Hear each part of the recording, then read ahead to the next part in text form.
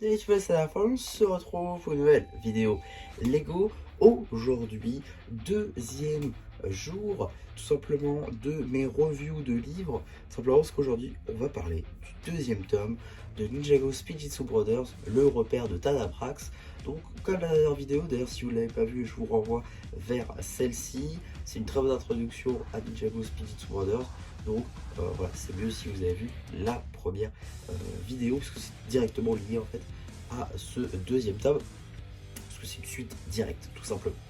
Donc, pour ce qui va être de ce deuxième tome, on va pratiquer comme la première vidéo, histoire, ce que ça apporte à Ninjago, et également, petite théorie, ça j'avoue c'est en supplément, j'ai eu l'idée en lisant le livre. Voilà, je vous fais la théorie dedans, ça ira très bien. Et enfin, mon avis global sur ce deuxième tome. À noter que demain, je vous sortirai ma vidéo du coup sur mon avis global sur Spijitzu Brothers à partir des deux numéros que j'aurai lus. Et voilà, donc pour ce qui va être de l'histoire d'aujourd'hui, on va être quelques jours après que les deux frères aient quitté l'arbre à chat détenant le joyau, tout simplement après leur combat contre Nineko. Donc à la suite d'avoir quitté le village, ils sortent tout simplement et marchent pendant des jours, et ils commencent un peu à être en pénurie tout simplement d'eau, de nourriture et d'endroits pour dormir tout simplement. Et donc ils rencontrent un village, enfin un village, donc ils décident d'y aller et d'acheter de la nourriture et de quoi boire afin de pouvoir survivre loin de leur monastère. Ils se rendent compte bizarrement qu'ils sont pas très bien accueillis, tout le monde les regarde un petit peu bizarrement dans le village et dès qu'ils commencent à parler à quelqu'un, ils leur disent plutôt de quitter le village, ce n'est pas une bonne idée de rester. Ils décident quand même de rester. Décidément, ils savent pas écouter et décident d'acheter un petit peu de nourriture. Sauf qu'ils n'ont pas assez pour s'acheter assez de nourriture, ils ont suffisamment pour s'acheter un ravioli, ce qui est pas fou quand vous êtes deux. Et donc, ils décident d'essayer de trouver un petit peu de l'argent pour pouvoir payer plus de raviolis ou tout simplement mieux utiliser leur argent. Au bout d'un moment, ils trouvent une famille qui veut bien les aider et décident de les accueillir pour dormir et aussi pour manger, puisque c'est eux qui détiennent eh bien, le restaurant le petit stand à raviolis. Et donc, ils continuent leur journée dans ce village, ils font un petit peu les petites tâches et ils se rendent compte que pendant la nuit, eh bien, il y a certaines personnes qui disparaissent. Voilà. Les gens qui les accueillent découvrent, leur disent qu'ils ont perdu des connaissances, des proches, et qu'ils avaient disparu et que personne ne savait où est-ce qu'ils étaient.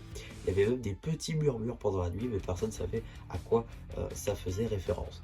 Et donc, pendant la nuit, les deux frères décident d'enquêter et de découvrir qu'est-ce qui se passe dans ce village finalement. Et donc, quand ils se cachent derrière des buissons, ils trouvent des marionnettes en bois qui se baladent dans les rues du village. Et donc, ils se rendent compte qu'il y a une petite armée quand même, hein, ils doivent être une bonne dizaine. Et comme ça, il se bat contre les marionnettes. Et au bout d'un moment, Wu perd son combat et se fait emporter par la marionnette. Garmadon essaie de sauver son frère, mais il n'y arrive pas, et Wu est enlevé du coup par les marionnettes, afin de pouvoir retourner potentiellement là où est-ce qu'ils opèrent, et surtout où est-ce qu'est Wu. Donc il suit discrètement, tel un ninja, les marionnettes et découvre une trappe dans la forêt. Il suit les marionnettes toujours très discrètement et découvre le maître, Tadabrax. Tadabrax qui visiblement est une personne très sombre, très dark en fait, et qui possède une sorte de médaillon. On ne sait pas trop à quoi ça correspond pour l'instant. Et donc Garmadon se fait repérer et essaie de fuir très rapidement pour éviter de se faire prendre comme son frère. Il découvre par contre que son frère est là-bas effectivement et qu'il n'est pas très bien. Donc il décide d'entraîner les villageois afin de pouvoir avoir plus de chances à plusieurs que tout seul face à Tadabrax. Parce qu'il se rend bien compte que Tadabrax est quand même très puissant. Et donc il les entraîne comme, avec ce qu'il a, quoi, avec ce qu'il trouve, avec des sacs de patates, avec du bois, avec ci, avec ça. Ils essaient de les entraîner au maximum et ils y vont. ils vont au repère, ils ouvrent la trappe, combattent tous les marionnettes. Garbadon essaie de sauver son frère, sauf que c'est trop tard. Wu a été transformé en marionnette. Effectivement, toutes les personnes qui étaient disparues, en fait, ont été transformées en marionnettes. C'est leurs âmes, en fait, qui sont allées dans les marionnettes. Et du coup, Wu est devenu une marionnette en bois. Donc c'est quand même un petit peu dommage. Et surtout, Wu est sous le contrôle de Tanabrax, puisque avec son médaillon, qui, maintenant on le sait, est un médaillon Jin, donc avec de la magie des Jin. Donc ça c'est franchement cool qu'on retrouve un petit peu du Jin, que ce soit pas que en saison 6 et plus récemment dans Dragon Rising, mais à ce moment-là, on n'avait pas eu Dragon Rising en 2021. Donc c'est franchement cool de revoir du Jin. Donc ces êtres tels la Dakan finalement, donc c'est franchement cool. En tout cas, donc Tanabrax, qui on connaît maintenant son histoire en fait, est devenu finalement corrompu à cause du médaillon Jin. C'est la magie Jin qui l'a corrompu et c'est pour ça qu'il est devenu comme ça. Là-bas, c'était juste quelqu'un qui faisait des spectacles de marionnettes. Donc voilà, c'est à cause de la magie Jin qu'il a été transformé et c'est à cause de la magie Jin qui est devenu comme ça.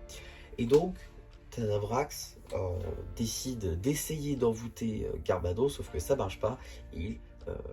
Alors en fait, c'est pas que ça marche pas, c'est que l'une des marionnettes qu'il a réussi à faire prisonnier, Garmadon a réussi à enrôler une des marionnettes de son côté, et du coup, là, lui a donné l'opportunité d'ouvrir la trappe, donnant naissance au jour dans la caverne, et ça a eu pour conséquence de tuer Tanabrax dans la mesure où il n'est que ténèbres, et donc que la lumière forcément le bat.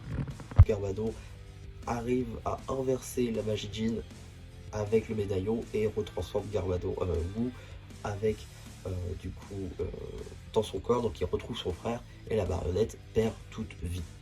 Donc ils ressortent, ils font un petit peu la fête et quand ils se retournent, ils se rendent compte que la marionnette de Wu, elle n'est plus là, elle a disparu.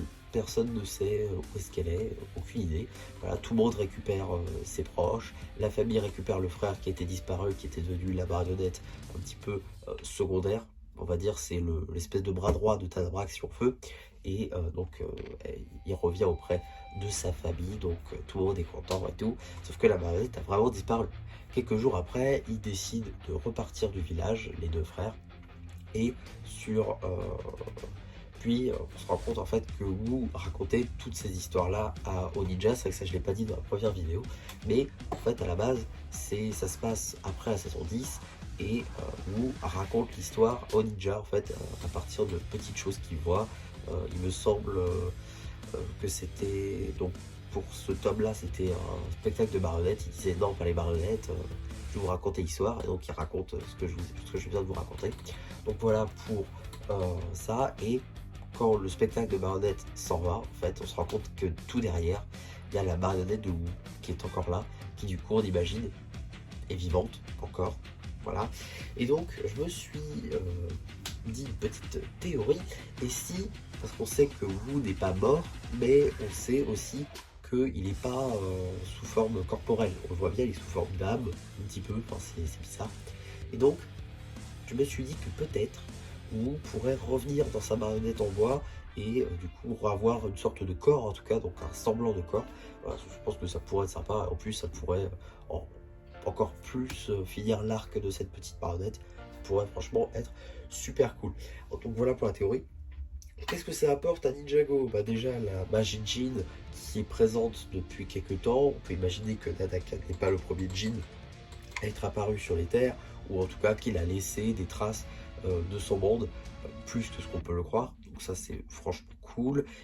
Également on retrouve la dynamique entre Wu et Garmadon, ce qui est là aussi très très cool, qu'on n'a pas spécialement vu plus en détail dans Ninjago tout court. Donc voir ça dans Spirited Brothers, c'est très très cool. Également le fait que Garmadon tient vraiment à son frère. Il n'avait pas trop fait en vrai de choses où il dit je tiens à toi Wu.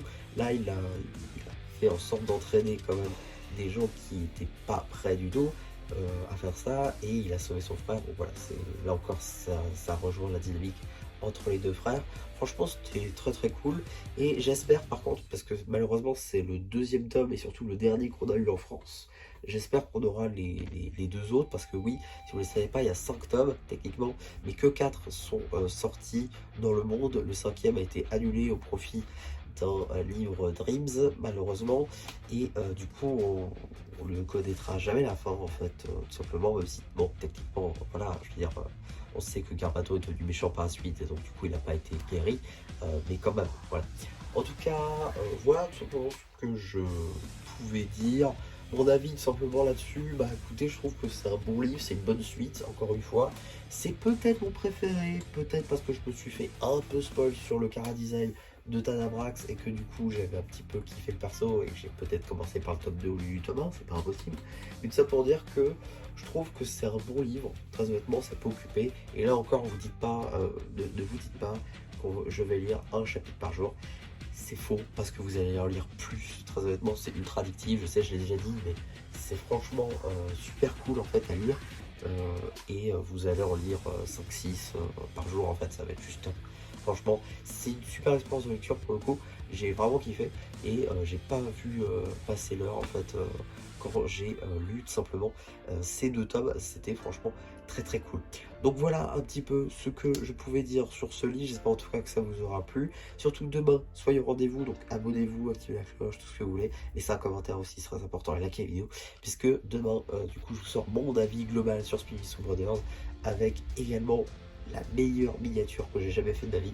Voilà, je suis trop content de cette miniature tout simplement. C'est pour ça que je vous la tease. Mais voilà, donc à demain pour le bilan sur Ninjago Spiritus Brothers. Bye bye.